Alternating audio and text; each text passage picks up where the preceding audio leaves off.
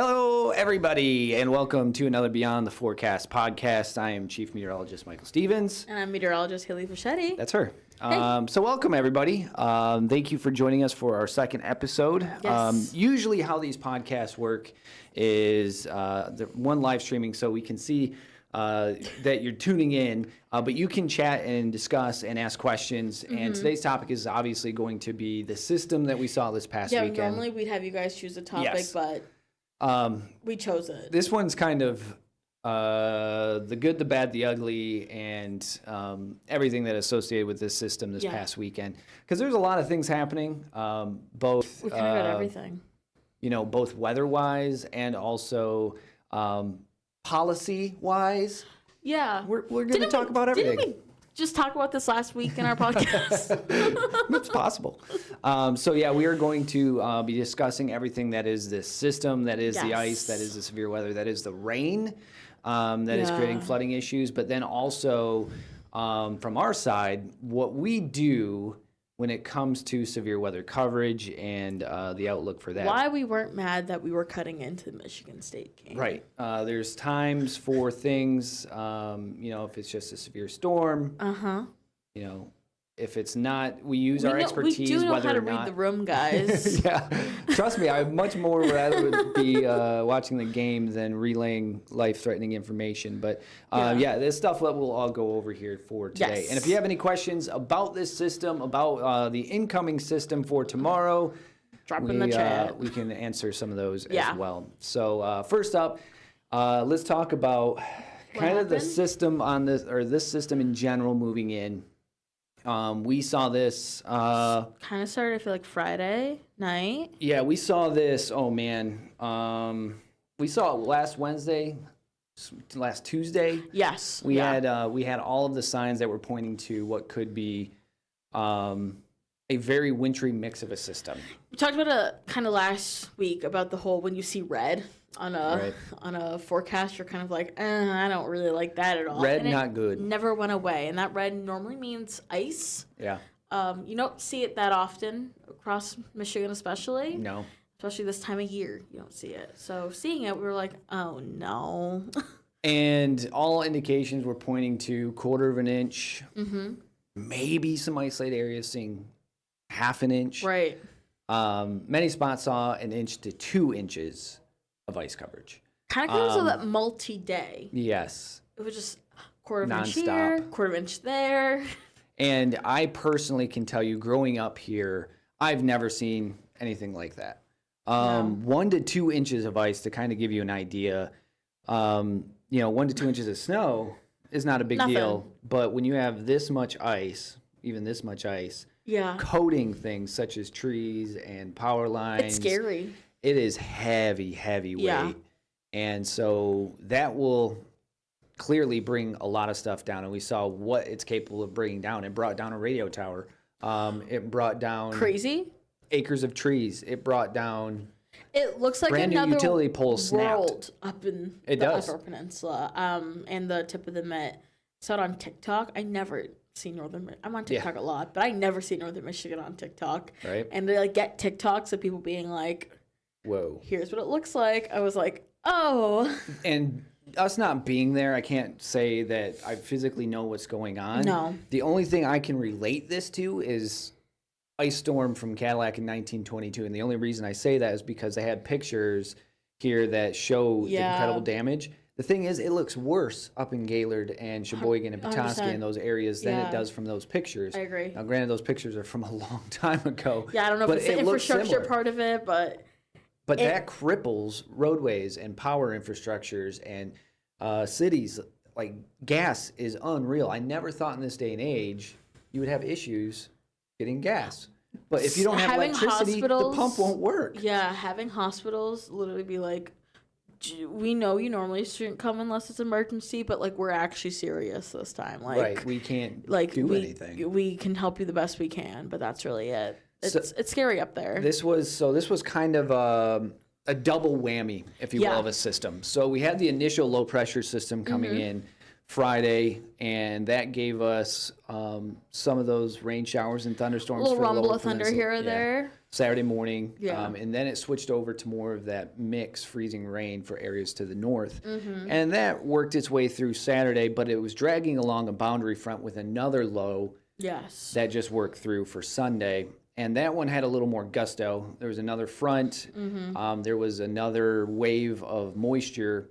And several days prior to that, it was more in the UP. Mm-hmm. And that's why you saw Yeah. the UP throw out ice warnings first. Mm-hmm. And then all of a sudden it said, I'm not going to go that far north. I'm going to chill here. And that was Charlevoix, Petoskey, Gaylord, Yeah, Alpena. where you saw it all. And seeing the pictures, and we'll put some of these in there in post if you're watching the video, but the Mackinac Bridge coated in the ice that it is. The and it's I don't closed currently. think But I've ever been here for the Mackinac Bridge to be closed. Like, we've had it closed for wind before since I've been here, but I've never seen the bridge closed for like a day almost of it's just ice. And I'm just going to tell you this now, and I'm sure they'll relay the message over on Mackinac Bridge Authority, but I don't foresee the bridge opening today because we're going to be melting all that ice, and it's not going to melt fast. No, because it's so cold out. You have a 5-mile bridge that is going to be melting 2 inches of ice all day. 100%. So that is going to be very rough on the bridge, and they have to make sure everything is clear before they can reopen that because everything's going to be falling today. Yeah. Before we get too far into the system, hats off to the amazing linemen and crew that are out there Yes. busting their butts to get the power back on. A lot of hard workers out there. It's not easy work, and they're fighting the elements. And I was like, then, this is like as dangerous conditions on top of what linemen normally deal with. right. And now This you got to is- worry about ice and, poles that want to snap and trees that want to snap. And not getting ahead of ourselves a little bit, but they're fighting against the time with another system coming Right. just tomorrow. So And that's what we'll get into as well. exactly. So it's a lot of work. It is. But again, I can't. Anyone who is out there, there's help for you if you don't Yes. have power still. Last night was a cold, cold night. A lot of warming shelters. There's a lot of spots, whether you go to Sheriff's Department's Facebook Yes. pages or Even the power companies have a 9 bunch and too. 10. Olivia has been doing our web has been doing a really, really good job There's a of lot of keeping us shelters. updates of. I think somewhere in Gaylord's doing a free dinner tonight Mm-hmm. for those who need it. So yeah, there's a lot of options, opportunities to get help, but it is still very dangerous out there. Very. Yeah. And a lot of counties are saying, don't come here. We're cleaning things up. Like Yes. Gaylord's basically, I don't want to compare apples to oranges, but Gaylord looks like right now what it looked like after the aftermath of the tornado Yeah. just a few years ago. Yeah. It is Barren. destruction. Shut down. So yeah, if you can avoid the areas, just avoid the areas. In that 100%. area, just kind of hunker down for another day because things will get better until the next system, and hopefully we don't add any more issues to it. But then Thursday and Right. Friday will be much better And warm. and warm. Yeah. So yeah, we had the ice come through and literally coated M72 north, essentially. Well, just north of M72 Yeah. with several inches of ice. Just south of that, we had a ton of rain. We had 4 inches of rain here at the station. A lot Cadillac of rain. had a lot of Yeah. rain. Flood And, warnings. Yeah, there's Manistee River near Sherman, which always gets a flood warning in the spring. But this is moderate, getting close to major damage possible, or major flooding possible. I think it's supposed to max out by 16 feet, close Yeah. to. So it's already spilling over the banks, but I with- really wish I took pictures. I actually drove over. Did you? Sherman Friday and then back over on Sunday, and I wish I took pictures of Just to what see like what the it looks difference like? looked like, Yeah. because you could tell the difference. But I was like, oh, this would have been so cool on air to show. So we had all that moisture swelling the rivers Yep. across northern Michigan. The Rifle River near Sterling is also under a flood warning until a little Mm-hmm. bit later. But this next system's bringing in more moisture, so I would Yep. not be surprised to see more rivers get warned, just because we are 100%. pushing the limit right now with the spring flood or the spring melting, and then also the moisture Exactly. on top of it. 100%. Yeah. Now, the other good news, well, maybe good news, we'll have to wait till Thursday, is to see if Yeah. it helps the drought monitor. Yes. Yeah. So moisture getting in the ground, good. We'll see if that works. But then we traveled a little bit farther south, and we had a crazy severe weather outbreak. Yes. And that was kind of the line. M20 was kind of the line. The warmth didn't get all the way up towards Cadillac. It was more just cold rain. But Big Rapids South is where they had a massive outbreak It was of just. tornadoes. It was like almost kind of like a mini heat bubble. It kind of was. felt like. And the thing was, it kind of boggled my mind a bit because we don't see storms travel through Michigan this fast, but there's a No. line of storms moving east northeast at 80 miles per hour. 80. Fast. I mean, we're Fast. going 5 over on the expressway Yeah. fast. So that was pretty wild to see. Mm-hmm. But the thing is, when you have a system moving that fast, Mm-hmm. you're not going to get flooding concerns. You're not going to get a No. bunch of other concerns. But what you're going to get is straight line wind concerns or possibly tornadoes. You have And like that's the what we saw a few definition of. of an unstable atmosphere. Very. Like that's kind of like what it sounds terrible to say. It was very on theme. Right. But the fact that we just kind of ended our severe weather week Right. and this was the first weekend felt very like, oh, this is. We just talked about this. With the rain, with the snow, with the freezing rain, with the cold temperatures, the warm temperatures, the fast-moving winds, that is a recipe for an unstable atmosphere if Yeah. you can have one. And that's exactly what happened just to the south of us, really. There was no more of a definition than Sunday when it comes to an atmosphere that was not happy or settled. Exactly. So yeah, we saw those concerns Mm-hmm. with severe weather, and we had one tornado in our viewing area. Yes. that Newaygo they just County. confirmed this morning down towards Croton. EF0? EF0 with 65, 70 mile an hour winds. And then down throughout the rest of southern Michigan, central lower, they had quite a few tornadoes. I think Gaylord or Grand Rapids said they had 5 confirmed. I believe so. But there was a lot of warnings. And that was Sunday afternoon. So Yeah. Sunday afternoon, I was sitting here working on Beyond the Forecast, and Joe walked in, and we just got a severe thunderstorm watch. Mm-hmm. What up, Sean? More taco soon. Exactly. I'm talking Yeah. about a watch, right? Taco watch. We went to Yeah. Taco Watch. And then I was like, okay, well, I don't foresee anything getting this far north. No. And then all of a sudden we went into taco warning. We're going to demolish these tacos. So we have tacos, and Yeah. I was looking at it, and all it was wind. And so Uh-huh. I was like, okay, Michigan State's on, and I don't want to bust into the game for a severe thunderstorm warning. Mm-hmm. We'll throw up the cycler. We'll throw If anything gets too crazy, Facebook you're ready to and all the go. stuff, right? And then literally within 5 minutes of not even 5 minutes of the severe thunderstorm warning going up, they issued a tornado warning. Now our policy, And that's game time. and that's game time for Yeah. me and for our team. And for our policy, it doesn't matter where at in our viewing area, fringe or not, a tornado Mm-hmm. warning, we are going to break in and be with it from start to finish. 100%. And if there was a good thing with this, it was the halftime of Yes. the basketball game. It was, yeah. I was like, this isn't going to be up very long, but I need to get in and I need to prep people, save people's lives if they're in the way. Mm-hmm. And when I popped up and started talking, there was two immediate spots of velocity and rotation that I was like, I need to focus on these. These are in our viewing area. Right. And that's where I stuck to. Showed a little bit of the line otherwise, but there was definite signature of Oh, yeah. rotation. If not, tornado could be on I ground. mean, I was home watching it, Right. and I could see it on being like, oh, there there it is. That's what's happening. So ran through the tornado warning, kept everybody prepped and safe. For those that were in Montcalm County, southern Mecosta County, they did reach out and they did say asked, "Can I come out of my basement now?" Yeah. I was glad that we were to be able to reach those people. Now, a side note, we reach 36 counties. Yes. So we go all the way up to the Lake Superior shoreline, all the way just south of M46. It's Right. not a huge portion of M46, but that is how far our signal goes. But it's a portion. It's a portion. And that includes northern Montcalm, northern Gratiot, Newaygo County. southern Newaygo County. Those are the fringe areas, but we Right. are on TV there. We have viewers there that write into us every day Exactly. and send us emails. And for a lot of people, we were getting, obviously, people's comments. We got a lot of comments of being like, oh, Grand Rapids will handle it. I don't think people realize the true scope of like what viewing area covers what viewing Right. area. Grand They're- Rapids had 4 other tornadoes to cover. Exactly. They're focusing on other tornadoes that are a little bit more of an impact.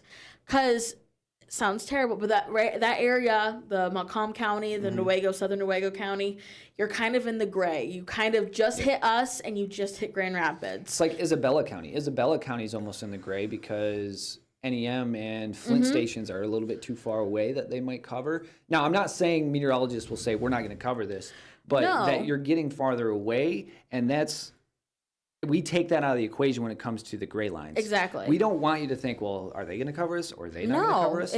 We're going to cover you if there's a threat to your life. We are going to Exactly. jump in and make sure if it's one person or a million people, you are protected. Exactly, and that's why people were like, "Well, Grand Rapids is covering it too." Good. Right. If more, More coverage is better.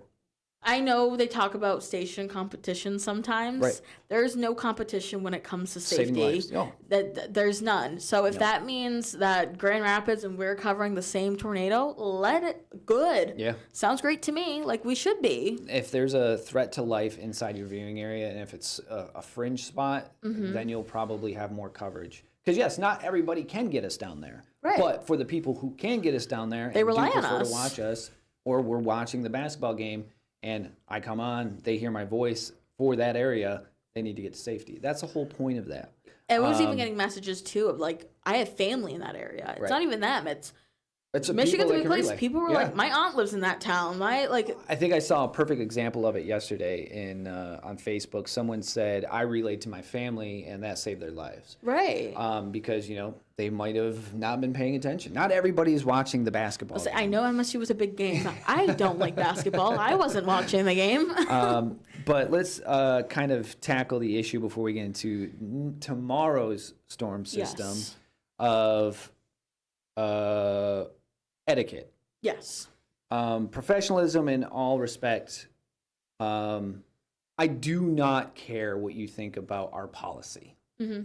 Because our policy, first and foremost, is for the people that watch our channel and that's in our community. My first and foremost priority is to keep you safe. Right. Some may say, well, this was a ratings thing or it's his time to shine. It's not my time to shine. No. I've covered tornadoes for now 17 years.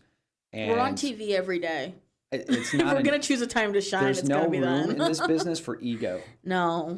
And my team doesn't have an ego, and my team was working, even though they didn't have to. They were responding to emails. They were responding to Facebook posts. They were helping out the people that needed to be helped while I was covering on air.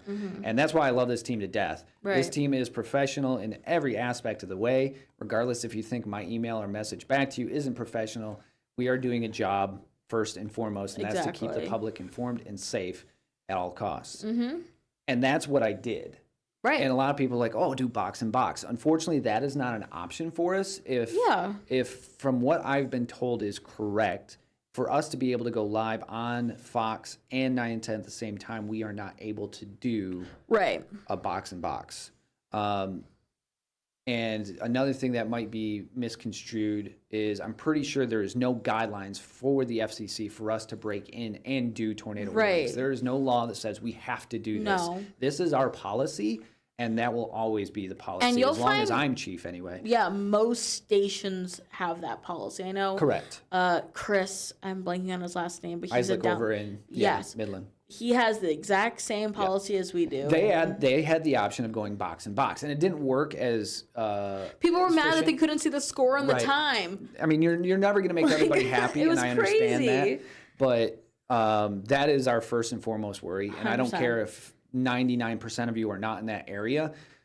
That 1% is what we're going after to Exactly. protect them from loss of Because life. if it was in your area, you wouldn't be complaining. Like Correct. that's kind of what it came down to. Is and that's the next thing that I want to hint on is patience and understanding. Mm-hmm. We are a community all together, and I know 100% of the people, and not everybody is going to agree with this or understand it, Mm-hmm.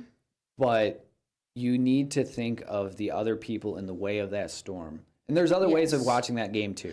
exactly. So, Yeah. yes, I understand it's not as easy as just flipping on your TV and watching it. It takes you to go to ncaa.com and watch it for free there. But Exactly.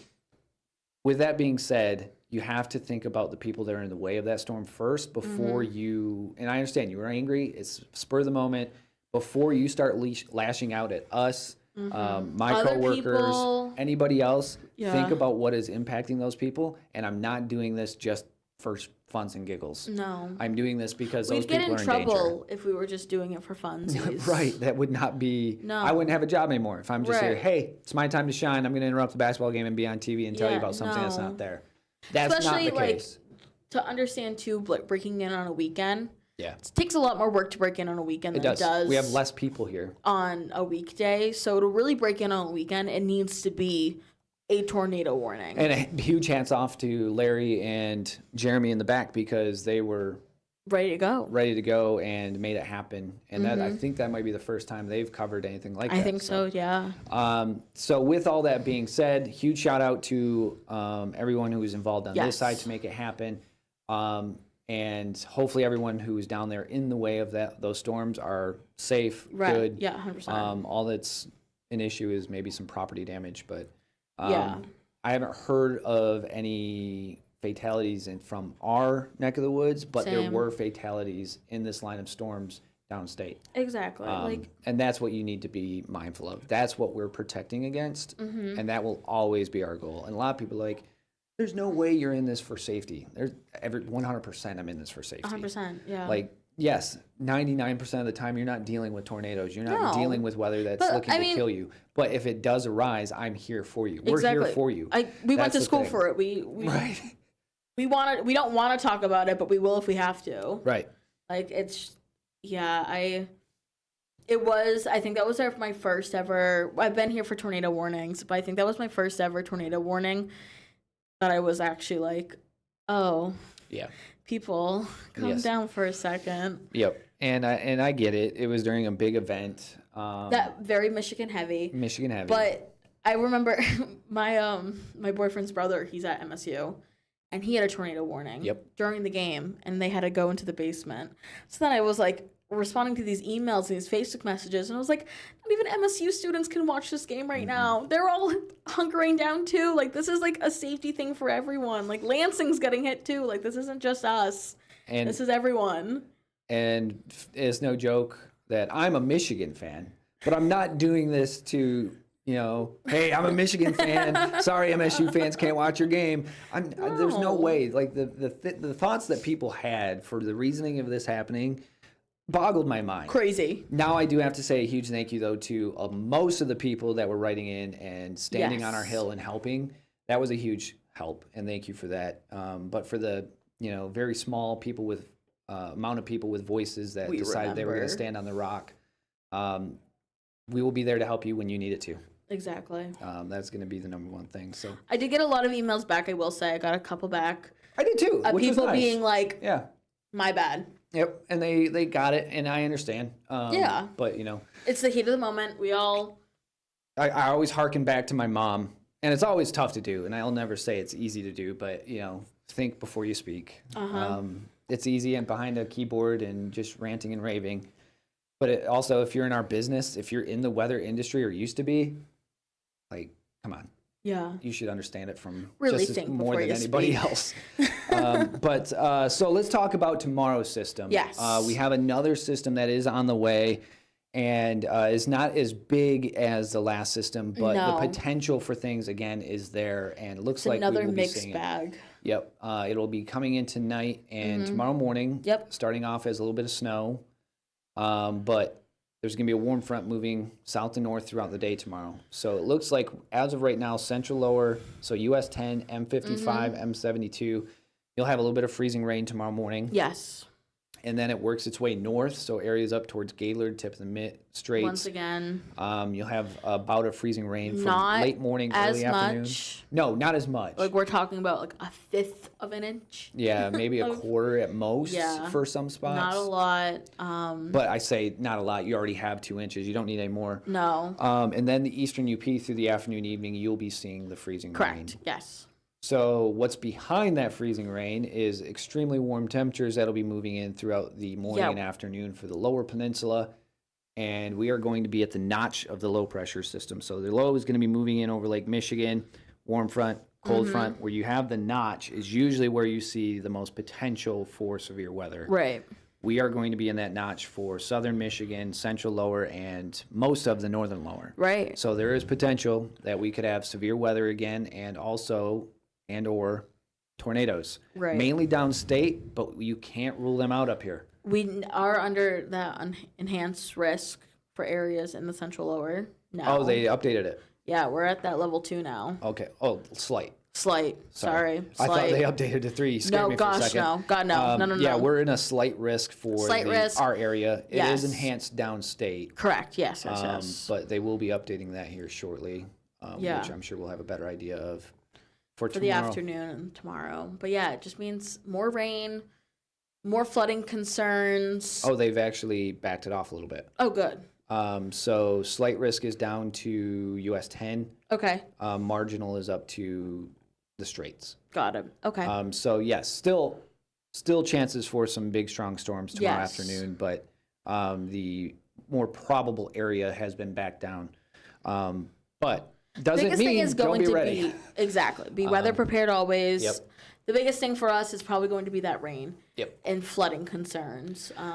I don't foresee the freezing rain being an issue, and No. here's my reasoning on that, especially in our neck of the woods, is if there is snow to begin with, that freezing rain will not be making things slippery No. or a huge issue. No. What it will do is either make it crusty or give you some grip on that snow on roads, Which isn't a bad thing. which is actually a better thing. Yeah. Going up to Gaylord, it could still be an issue because you're adding more ice to what could be melting today. So that is not a good thing. You're just already a slippery mess. You're already an unfortunately. issue. Yeah. But there could be a little bit of ice added to that. Eastern UP, again, we'll have to Similar see just how much situation. you see. Yeah. But again, any snow prior to is going to be a good thing, especially for roadways. And then on top of that, with the central lower and parts of like the northern lower Cadillac area towards Traverse City, we're warming up so fast throughout the day that if we Right. are to see freezing rain, it's not going to be a big it's not impact. going to be a big impact. It's probably going to melt away. Like the reason why Very we're seeing quickly. that freezing rain really stick around in Gaylord is because we woke up to the teens and single digits Right. this morning. Yep. We're not doing that tomorrow. We're warming up to the mid 50s for a lot of us. Yeah. And paired with that rain, that freezing rain will not have a chance to stick around. No, and that's the next thing is, if you do get a tenth of an inch, Mm-hmm. not a massive. No, just take it easy on the roads. Yep. It will be morning commute time, so that is Exactly. the next thing. So That's I the would big just be thing. ready and prepared. Right. But I don't foresee it being a massive issue. No. Because with the last system, we stuck in the 30s, even with It the rain. It had a chance to grow. Right. And so it was building on building on building. Mm-hmm. Here it's falling, but then warming quickly. So It's also not a multi-day event. No. It's kind of out by Thursday morning, lingering showers, if Yeah. that, by Thursday morning. So a quick little 24-hour storm, Mm-hmm. if that. And then we're back to dry skies and warmth for the Yeah. end of the work week. And then, we go into Thursday and Friday, being able to move and hopefully melt things and get things done and back up. 40s, more average. Yeah, for this time of year. So yeah, that is the system that's incoming for tomorrow, and we'll have more details on it throughout the day. Of course. Here on 910 News, Yes. of course, and on the website, and also on the 910 News Facebook page.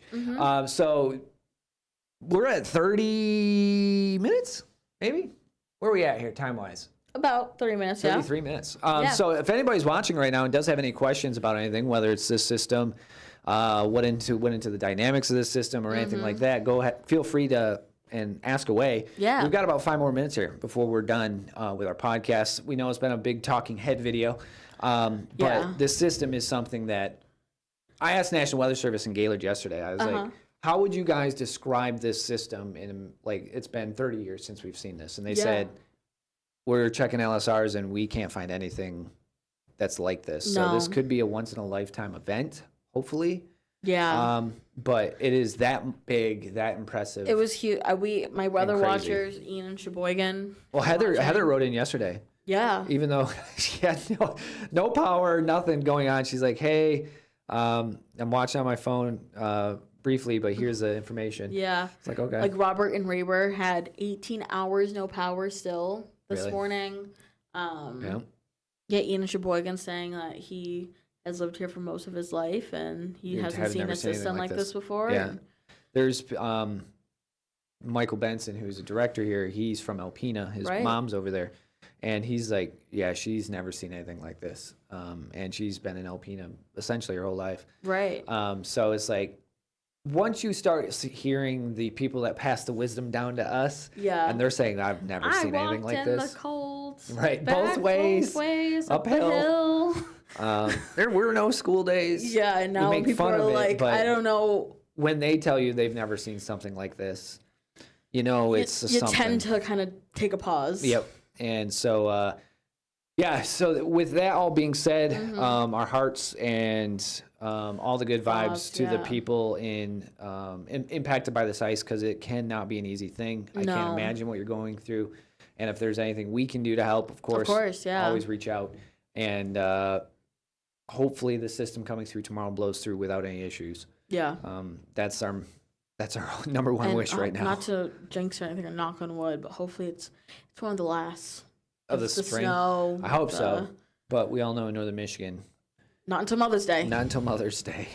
That's pretty much all we got with this system. Next week we'll have another podcast. Next week we are focusing on fire weather. Or fire danger. Yes. And fire weather danger. So we will have a whole week dedicated to fire weather and what goes into it. What are red flag warnings? How are they issued? How we read a drought monitor. What is the drought monitor? The fire triangle. Yeah. There's 3 things that fire needs, and we get it. How we get it. What up, Martin? Science and weather modifications can affect the storms. I'm assuming you're talking about atmospheric modifications like cloud seeding and stuff like that. Not from my research, no. Not in an aspect of tornadoes or severe weather, but they can and try to suppress hail. Yes. Or make it rain more. But like what it takes to go in to kill a tornado, that is on another scale. Twisters. Yeah, I mean the science is there, but it just doesn't science well. Yeah, if you've seen the movie Twisters, the new one, not Twister, but Twisters. Glenn Powell. Glenn Powell. The math and science are there, but the grand scale that you would have to do it on, and the safety they did it at. Yeah. Trying to cover a tornado from 3 sides sounds like a death sentence. Yeah. Personally. What up, Todd? Thank you, man. Appreciate it. Thank you, Todd. But yeah, it is very much possible, but on a scale that I don't think is feasible yet. And when it comes from cloud seeding, from like weather modifications, they normally those meteorologists are well-trained professionals. They are special trained in that. It's a lot of aviation. And it's a lot of actual stable atmosphere with rain showers, not unstable. Right. So when you're dealing with storms, you're normally dealing with more of an unstable system. Right. Where when they're cloud seeding, it's normally very flat. That's why it happens mainly in the plains. Yes, and where they have more farm and agriculture. Exactly. So when you think about farmers, when you think about cloud seeding, and a really good business or way to get information on cloud seeding and what it's about, Weather Modification International is based out of Fargo, I believe. But they work for ranch hands and ag businesses, especially in the plain states. If they need rain, if they're on a drought, what they can do is they can fly into storms and deploy sodium iodide. Yep. That's what it is, I believe.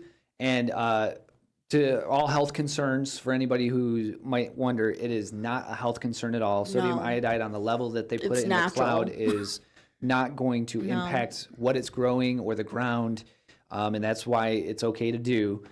Cloud seeding is to make it rain, and then they also have a way that they're looking into suppress large hail. So farms that have fresh corn or acres of corn, they don't want hail to destroy it. Yeah, they throw things into the cloud to suppress. Again, I believe it is sodium iodide. I could be wrong on that. I think it is, yes.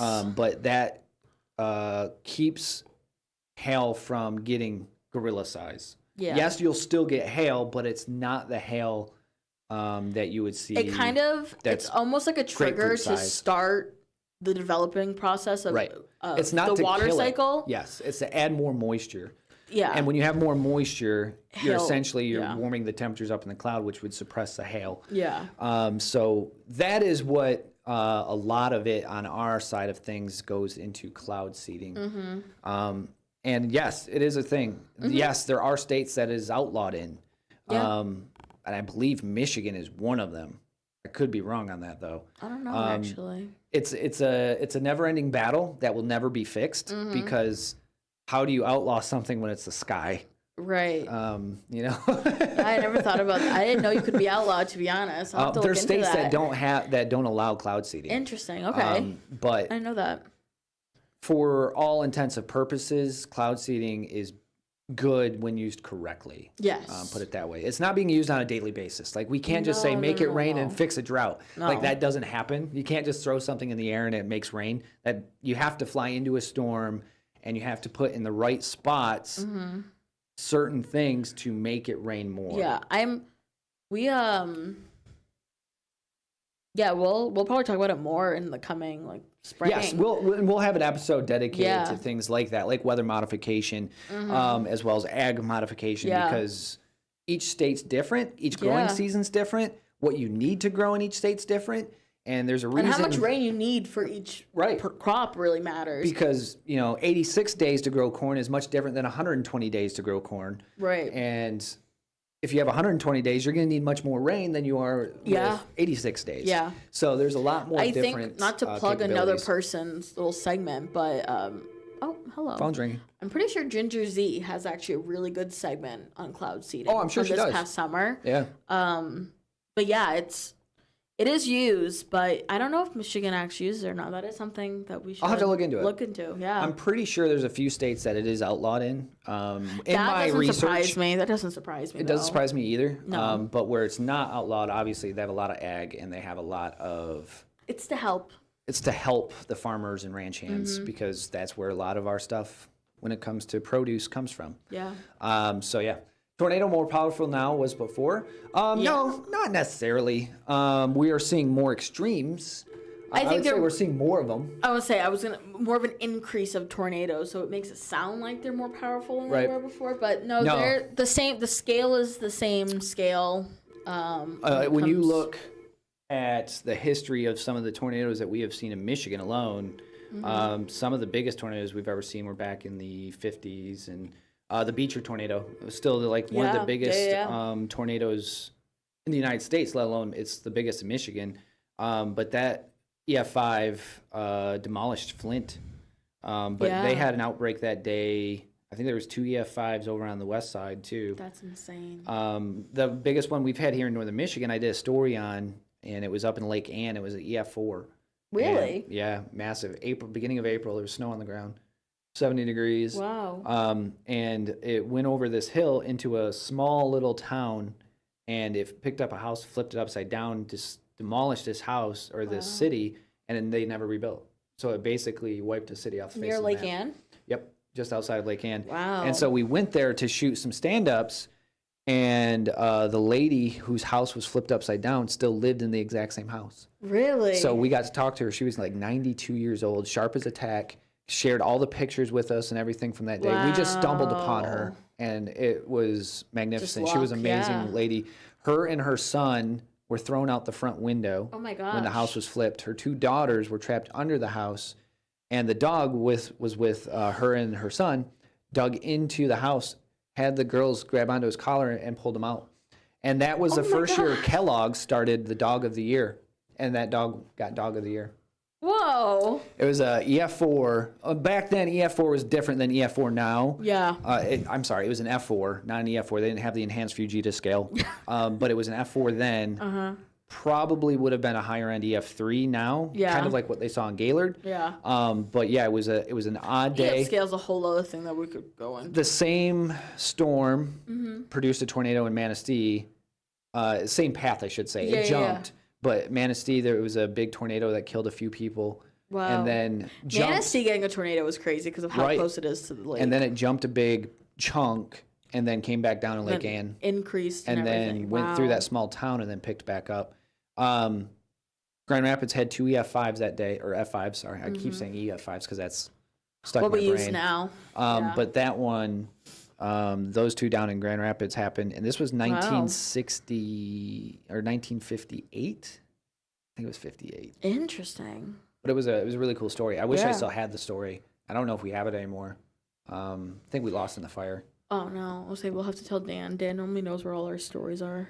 Yeah, but a lot of them were up in the attic at the old station because we put everything on DVD backup, and I think it went down with a fire. But yeah, it was a crazy story. But Yeah. to answer your question, Todd, no, tornadoes are not more powerful No. than 1900 to now. Just it's our just we scales see have more, trained- and yeah. the coverage is more. You're seeing more strong, long-lived traveling tornadoes, Mm-hmm. and that could be obviously going from 1900 to now. You have more people. You can More reports. You have better information to get it, so you're seeing them more. But the origin of the tornado and the makeup of the tornado is not changing. No, we all the same ingredients. Nothing has changed. It's just we are seeing more extremes of it. But like you we are said, seeing too, warmer with the temperatures. We whole are seeing colder air. We're starting to F see. scale and EF scale. We've also changed scales Right. during this process, which completely changes how we look at tornadoes. Right. Like some tornadoes now could be an EF3 when back then it was an EF4 or vice versa. So And I've watched a lot of videos as of lately, from Joplin to Smithsville Mm-hmm. to Greensville or Greensboro. Greensboro. Greensboro. Like all those tornadoes were the same. The ingredients were the same. Mm-hmm. They all had very similar characteristics. It's just they were different in where they were. That's all that's the Yeah. difference. It's the same low pressure setup. It's the same That's warm air from my the Gulf. gripe personally with the EF scale, but that's a conversation for a different day. What location? Yeah, I don't like EF scale. Sometimes has like the human opinion into it. Right. So when you have surveyors out, which obviously they're great, they help a lot and they tell you what it is, but if you look at this, sometimes they're like, well, 3 trees fell down compared to the 2 at the last one, so that's why it's an EF3. Like it can get a little hairy and gray sometimes with the scales when we have a big outbreak. Yep. That's my one little gripe with the EF scale, but most of the time it's right. It'd be cool for more research and all the theories on weather mods. Oh yeah, Oh, yeah, we'll deep dive yeah. into all that stuff. There's times for it. Like this week we have free week, so we're kind of getting stuff around. Next week we'll have fire weather. Week got after the- I think is free week. But once we get into then summer Earth and Day. agriculture time, it'll be a little bit easier for us Yeah. to sit down and look at. And that's why these little conversations too, like Yeah. great conversations lead to more ideas for us to chit chat about in a longer form. It's true. The 2010 tornado through Monroe County. I don't remember that one. But I wasn't here. I don't remember that one either. you were what? I was 10. 10 years old? Yeah. I was just learning I wanted to be a meteorologist back then. Yep, she was. So yeah, that does it for our episode 2 Yes. of Beyond the Forecast. Thank you for sitting and being here and being part of it. We appreciate Yes. all of you. We will be on next week and discussing fire weather, Yes. fire danger, fire weather danger, fire. All the that. above. Fire, weather, danger.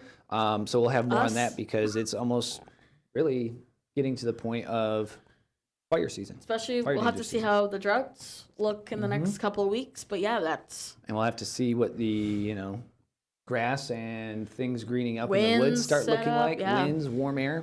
That's all part of it. So Yeah. appreciate you all for being here. I'm Chief Meteorologist Michael Stevens. I'm meteorologist Haley Fischetti. Appreciate you all. And we'll see you guys on Beyond the Forecast. Yes. But we'll also see